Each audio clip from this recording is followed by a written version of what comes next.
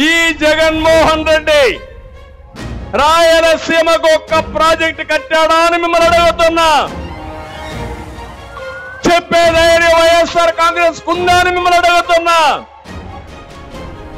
5 సంవత్సరాల ముఖ్యమంత్రిగా 12,450 కోట్ల రూపాయలు తెలుగుదేశం పార్టీ ఖర్చు పెడితే దాంట్లో కనీసం 20% ఖర్చు పెట్టిన ఈ ముఖ్యమంత్రి రాయలసీమను ఉద్ధరిస్తాడా తమ్ముళ్ళు అని మిమ్మల్ని అడుగుతున్నా.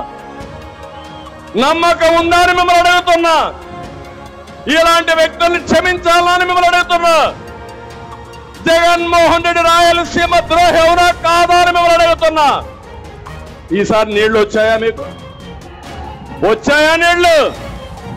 నేనుంటే నీళ్లు రాకుండా ఉండే పరిస్థితి ఉందా అని మిమ్మల్ని అడుగుతున్నా. అదే మన దూరదృష్టి. జ్ఞాపకం తెచ్చుకోండి, రాయలసీమకి 90% సబ్సిడీతో డ్రిప్ ఇరిగేషన్ ఇచ్చిన పార్టీ తెలుగుదేశం పార్టీ.